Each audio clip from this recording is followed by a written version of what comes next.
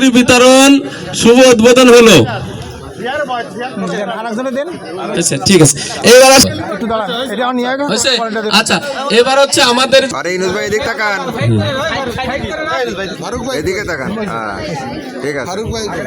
এরপরে আসেন ফরহাদ পাগলা সামনা।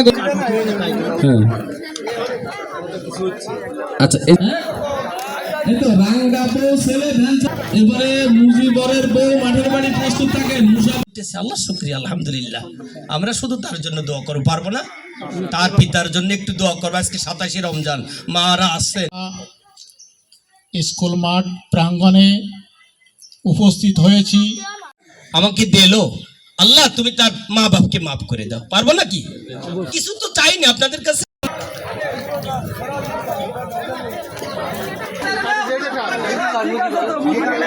কি হায়দারের মা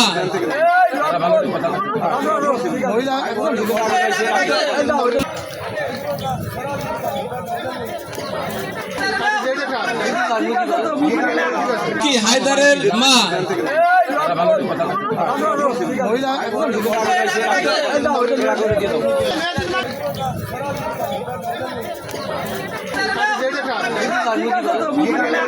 কি হায়দারের মা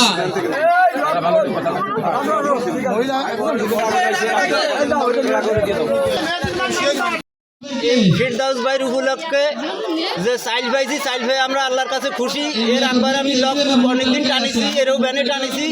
এ যেন প্রতি বছর আমাকে এই চাইল দিতে পারে আল্লাহর কাছে আমরা এই কামনা করি। আল্লাহ পাক তারে যেন ঈদের উপকালে আরও দিতে পারে আমাকে, এইটা আমরা তার দ্বারে আল্লাহর কাছে হাজার হাজার শুকর। আর তার কাছেও আমরা উপকার পাই। যে ব্যক্তি ঠেং ভেঙে যায় কি ঘর জন্য সে টাকা পয়সা সাহায্য করে, আমরা এর জন্যই আল্লাহর কাছে লাখ লাখ শুকর যেন আমরা প্রতি বছর তার কাছে যেন আমরা এই সাহায্য পাই। সবাই যেন আমরা নিয়ে সুখী হতে পারি, আল্লাহর কাছে কামনা করি।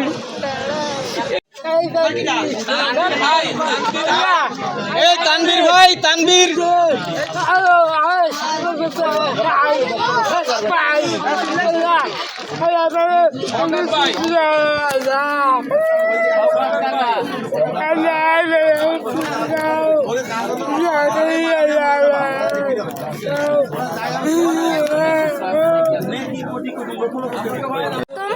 তিরিশ 25 কেজি চাল ফসছি।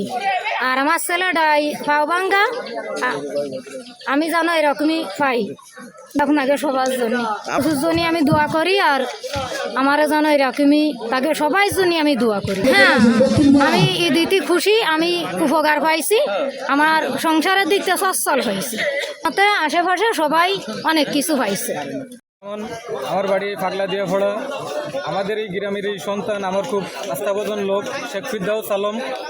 আজকের যে আপনারা অনুষ্ঠান দেখতেছেন বা আইসেন অনুষ্ঠানে, এই অনুষ্ঠানে আজকের 300 পরিবারের 300 বস্তা চাইল বিতরণ করা হচ্ছে।